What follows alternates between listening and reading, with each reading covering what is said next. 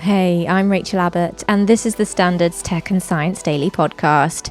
If you're new here, make sure to hit follow and give us a rating. Coming up, why scientists are sounding the alarm about Starlink. But first, 19 train stations across the UK have had their Wi-Fi networks hacked, including 10 of London's biggest.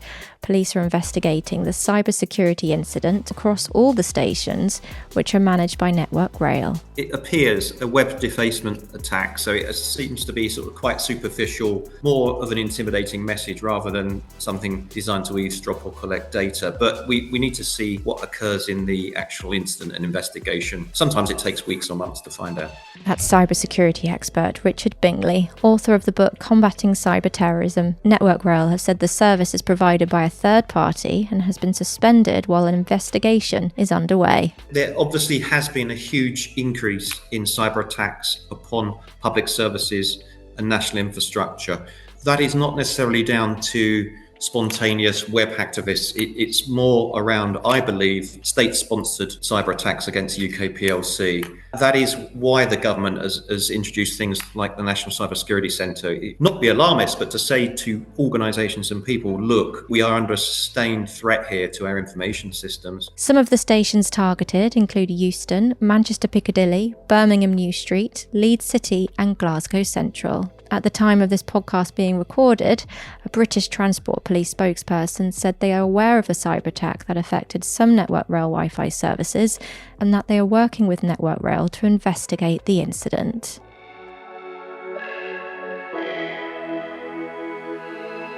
Now, scientists are sounding the alarm over the potential dark side of SpaceX's Starlink.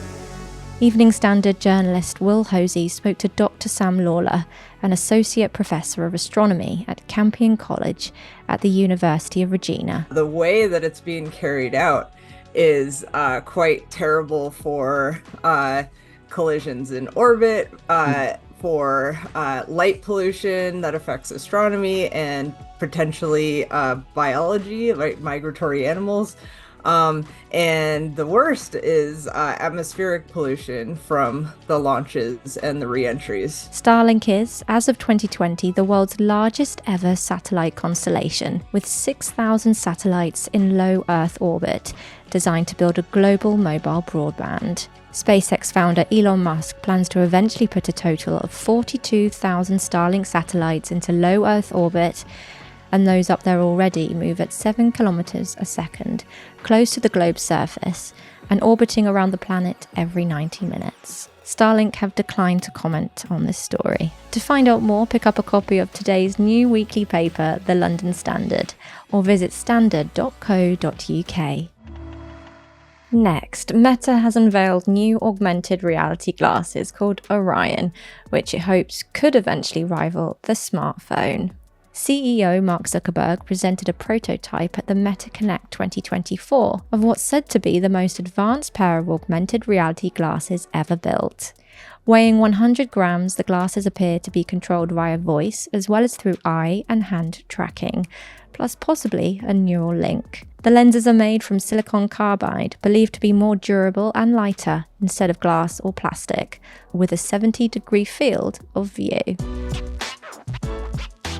Now, it turns out that despite popular opinion, video games may actually be good for you and can boost your mood.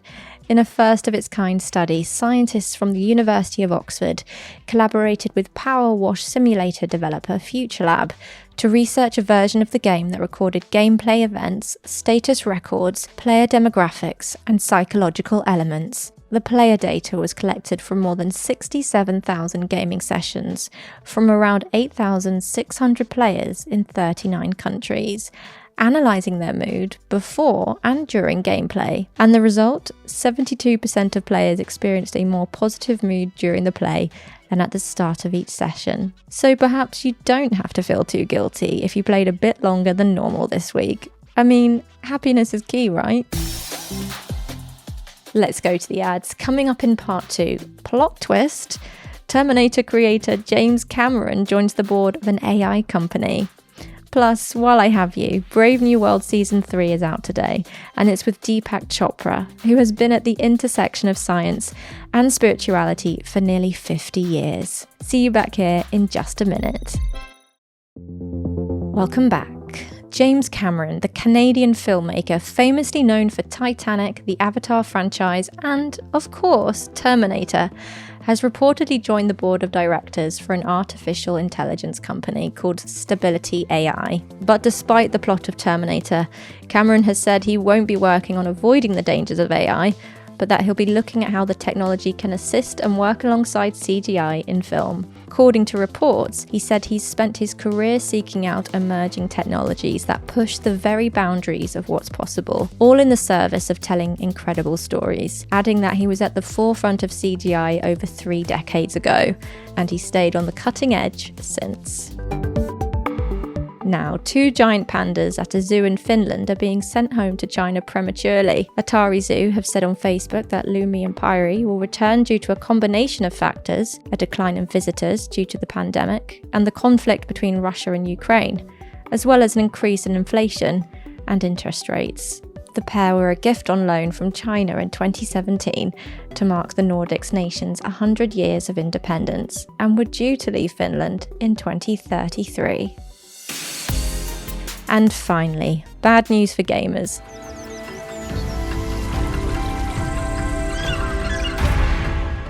The highly anticipated Assassin's Creed Shadows has been delayed.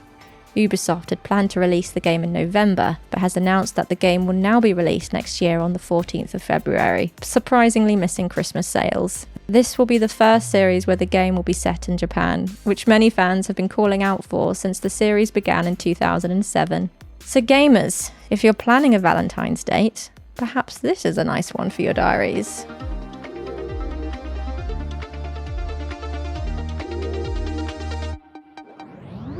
You're up to date. Come back at 4 p.m. for the Standard podcast. For all the latest news, head to standard.co.uk. Tech and Science Daily will be back tomorrow at 1 p.m. See you then.